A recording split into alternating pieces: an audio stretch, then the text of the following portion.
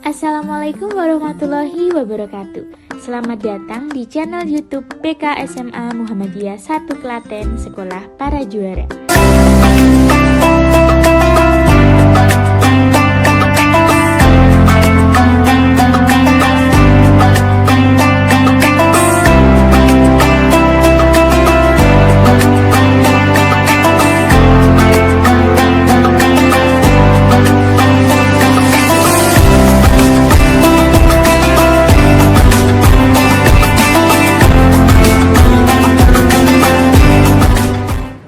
Bismillahirrahmanirrahim. Assalamualaikum warahmatullahi wabarakatuh. Alhamdulillah Rabbil alamin. Wassalatu wassalamu ala asrafil anbiya'i wal mursalin wa ala alihi wa sahbihi ajma'in. Amma ba'du. Ya ayyuhalladzina amanu taqullaha haqqa tuqatih wa la tamutunna illa wa antum muslimun. Shadaqallahul azim. Puji syukur kita kepada Allah Subhanahu wa taala yang dimana Allah telah memberikan kita begitu banyak kenikmatan kepada kita. Dari kita bangun tidur sampai kita tidur lagi, dalam satu hari 24 jam begitu banyak Allah memberikan kita kenikmatan, sehingga kita tidak dapat menghitung nikmat yang Allah berikan kepada kita. Termasuk nikmat kesehatan, nikmat iman, nikmat Islam, dan banyak lagi nikmat-nikmat yang Allah berikan kepada kita. Perumpamaan seperti nikmat yang Allah berikan kepada hambanya itu seperti pasir yang ada di pantai. Apabila antum pergi ke suatu pariwisata, pantai contohnya, di situ pantai identik dengan pasir. Apakah antum bisa menghitung pasir yang ada di pantai dari ujung sampai ke ujung? Mustahil. Seperti itu juga lah kenikmatan yang Allah berikan kepada hambanya. Salawat dan salam tidak lupa kita hadiahkan kepada Nabi besar kita, Nabi Muhammad sallallahu alaihi wasallam, dengan ucapan Allahumma shalli ala Muhammad wa ala ali Muhammad. Semoga kita tetap istiqomah dalam kita melakukan sunnah-sunnah beliau, kita menjalankan sunnah-sunnah beliau di kehidupan kita sehari-hari, dan selalu kita untuk berbanyak salawat kepada baginda Nabi Muhammad SAW. Karena barang siapa yang memperbanyak salawat kepada baginda Nabi Muhammad SAW, kelak di akhirat nanti akan mendapatkan syafaatnya di yaumul akhirat nanti. Amin ya rabbal alamin. Teman-temanku yang dirahmati Allah Subhanahu wa taala, yang saya cintai karena Allah Subhanahu wa taala. Hidup di dunia memang tidak mudah. Tidak semudah yang kita inginkan, tidak semudah yang kita tahu, dan tidak semudah seperti kita membolak-balikan tangan. Dengan kelemahan manusia, dengan kekurangan manusia, banyak yang harus dikerjakan di dunia ini, banyak yang harus dilakukan di dunia ini. Namun godaan, rayuan dunia datang kepada kita, syaitan yang bisa menjerumuskan kita ke dalam dosa. Oleh karena itu, dalam kita menghadapi dunia ini, pasti akan ada namanya masalah, musibah, cobaan yang Allah berikan kepada hambanya. Untuk itu, kita membutuhkan sarana, kita membutuhkan bekal yang tidak mudah. Misal dalam hal dunia, saat kita ingin menggapai cita-cita kita, ingin mengejar cita-cita kita, pasti di saat kita ingin mengejar cita-cita kita, akan ada yang namanya fase kesulitan, akan ada cobaan, ujian yang Allah berikan kepada hambanya. Oleh karena itu, kita harus mempunyai bekal yang tidak mudah.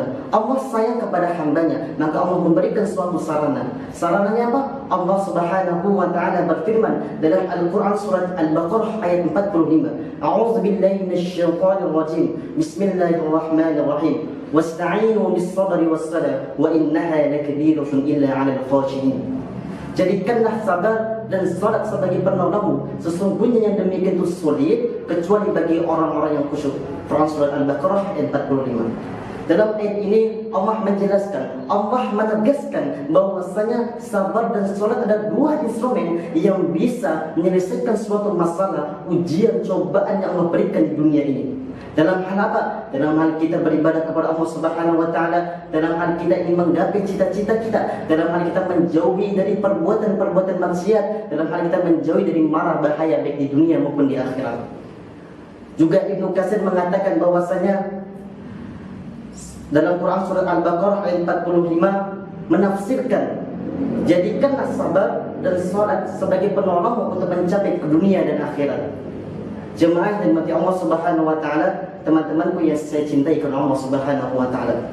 Pada kesempatan kali ini, mari kita bahas satu persatu. Yang pertama adalah sabar. Sabar artinya adalah menahan diri. Menahan diri dari perbuatan-perbuatan yang tidak kita sukai, maupun menahan diri dari perbuatan-perbuatan yang kita inginkan atau hawa nafsu. Dan kata sabar juga sering diucapkan dalam Al-Quran, tidak lebih dari 90 tempat dalam Al-Quran. Dan Imam Ahmad juga mengatakan bahwasanya jadikanlah sabar sebagai ruh kebaikan. Contoh dari sifat sabar, puasa, baik itu puasa Ramadan maupun puasa sunnah.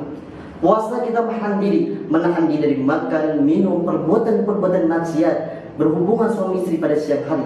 Sampai nanti azan maghrib berkumandang, baru kita boleh makan dan minum. Sebelum azan maghrib berkumandang, kita tidak diperkenankan untuk makan dan minum. Kenapa? Bisa membatalkan puasa. Contoh yang kedua apa? Jihad fisabilillah, menegakkan agama Islam, menjunjung tinggi agama Islam, berperang dengan kebenaran agama Islam. Kita harus sabar untuk jauh kepada keluarga kita, sahabat kita, teman kita, orang terdekat kita. Dan juga kita juga membutuhkan yang namanya kesabaran. Indonesia di awal tahun 2021 dikabarkan, diberitakan kita mendapat bencana yang luar biasa. Di bulan Januari terjadi alam yang begitu dahsyat. Gempa bumi, tsunami, gunung, banjir, pesawat jatuh. Itu tandanya apa? Tandanya Allah sedang memberikan bala kepada umatnya. Kita introspeksi diri kita masing-masing. Apakah kita banyak melakukan suatu maksiat? Apakah kita banyak melakukan suatu tindakan-tindakan yang tidak baik, yang Allah larang kepada umatnya, tapi malah kita kerjakan? Oleh karena itu, marilah kita untuk introspeksi diri kita masing-masing. Kalau kita melakukan suatu kemaksiatan yang terlalu banyak, maka tinggalkanlah. Dan lalu kita kerjakan dengan amalan-amalan ibadah untuk mendekatkan diri kita kepada Allah Subhanahu wa Ta'ala. Teman-temanku yang dirahmati Allah Subhanahu wa Ta'ala, yang saya cintai karena Allah Subhanahu wa Ta'ala, dalam kita melakukan suatu ketaatan, dalam kita melakukan suatu kebaikan, juga kita membutuhkan yang namanya kesabaran. Makanya tidak heran bila Ali bin Abi Thalib radhiyallahu anhu, sahabat Rasulullah sallallahu alaihi wasallam, khalifah kita yang keempat, mengatakan bahwasanya ketahuilah bahwa kedudukan sabar bagi iman laksana kedudukan kepala tanpa jasad. Jika kepala kita hilang, maka lenyap pula lah jasad kita. Hilanglah kita meninggal. Tapi kalau iman kita hilang, maka sabar juga akan hilang. Sabar akan lenyap juga. Dengan kesabaran juga kita bisa terhindar dari perbuatan-perbuatan maksiat, terhindar dari perbuatan-perbuatan yang tidak baik, perbuatan-perbuatan yang tercela. Allah Subhanahu wa Ta'ala akan memberikan suatu balasan bagi orang yang sabar selama hidup di dunia ini. Luar biasa sekali. Pada saat nanti orang yang sabar di dunia ini, akan ada malaikat yang akan memberikan selamat, mengucapkan kepada orang yang sabar. Sebelum Allah masukkan dia ke pintu surga, akan ada malaikat penjaga surga yang akan memberikan selamat bagi orang yang sabar. Apa kata malaikat? Malaikat mengucapkan, Salamun alaikum bima sabartum. Selamat atas kalian karena kalian telah bersabar. Luar biasa sekali. Bagi orang yang sabar di dunia ini atas ujian, cobaan, rintangan, musibah yang Allah berikan kepada hambanya, kalau kita dengan sabar untuk menghadapinya, maka luar biasa sekali. Akan ada pahala, akan ada tempat surga yang khusus untuk bagi orang yang sabar, dan akan mendapatkan ucapan selamat dari malaikat penjaga surga. Teman-teman yang dirahmati Allah Subhanahu wa Ta'ala, yang saya cintai karena Allah Subhanahu wa Ta'ala. Yang kedua adalah salat. Salat adalah sarana yang paling efektif di atas ketaatan. Makanya tidak heran bila Umar bin Khattab radhiyallahu anhu, khalifah kita yang kedua, sahabat Nabi Muhammad sallallahu alaihi wasallam, mengatakan bahwasanya barang siapa yang meninggalkan salat, maka urusan yang lainnya pasti akan lebih parah. Maka urusan yang lainnya pasti akan diremehkannya. Makanya dengan sebaliknya, jika kita melaksanakan sholat dengan baik, kita melaksanakan sholat dengan tepat waktu, taat, tidak melalaikannya, maka urusan yang lain, pekerjaan yang lain pasti akan ikut baik juga. Makanya jangan sampai kita meninggalkan sholat. Dan kita tahu semuanya bahwasanya sholat adalah hukumnya wajib. harus dikerjakan, tidak boleh dikerjakan. Apabila kita tidak mau melaksanakan kewajiban kita sebagai seorang muslim, yaitu salat, maka kita mendapatkan dosa besar.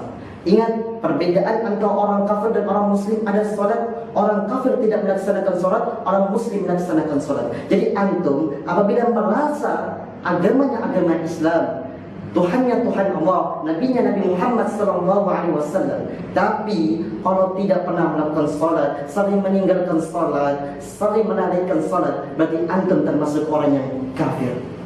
Dan Allah juga menegaskan bahwasanya orang yang tidak melakukan salat selama di dunia, Allah akan masukkan dia ke dalam neraka. Neraka apa itu? Allah Subhanahu wa taala berfirman, A'udzubillahi minasyaitonir rajim. Bismillahirrahmanirrahim.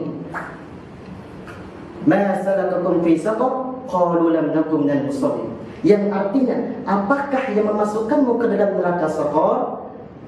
Mereka menjawab, dahulu kami tidak pernah melakukan salat di dunia. Quran surat Al-Mudaththir ayat 42 sampai ayat 43. Dalam ayat ini jelas Allah menegaskan bahwasanya barang siapa yang tidak mau melakukan salat, maka dia akan masukkan ke dalam neraka saqar yang dinamanya, yang dimana orang-orang di dalamnya adalah orang-orang yang tidak mau melaksanakan salat, orang-orang yang melalaikan salat. Na'udzubillah min dzalik. Oleh karena itu, jangan sampai kita untuk meninggalkan salat sedikit pun, walaupun kita banyak dosa, kita sering mencuri, tetap kita harus melaksanakan salat, karena salat adalah amalan ibadah yang pertama kali dihisab oleh Allah Subhanahu wa taala di akhirat nanti. Dengan salat juga Allah menegaskan bahwasanya kita bisa terhindar dari perbuatan-perbuatan keji dan mungkar, terhindar dari perbuatan-perbuatan yang tidak baik, terhindar dari perbuatan-perbuatan buruk. Allah Subhanahu wa taala berfirman dalam Al-Qur'an surat Al-Ankabut ayat 45. A'udzubillahi minasyaitonir rajim. Bismillahirrahmanirrahim. Inna salata tanha 'anil fahsya'i wal munkar. Sesungguhnya salat dapat mencegah dari perbuatan-perbuatan keji dan mungkar. Quran surat Al-Ankabut ayat 45. Oleh karena itu, janganlah kita untuk meninggalkan salat, janganlah kita untuk menalaikan salat, karena salat adalah hukumnya wajib, dan apabila kita tidak melaksanakannya, berarti kita dosa besar dan kita termasuk orang yang kafir. Teman-temanku yang dirahmati Allah Subhanahu wa taala, yang saya cintai karena Allah Subhanahu wa taala.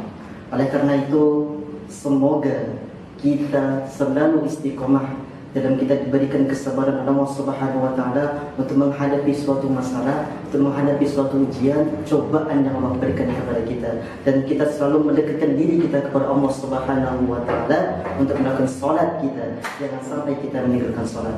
Dan suatu permasalahan, ujian, cobaan yang Allah berikan kepada hambanya, kita selesaikan dengan sabar dan salat.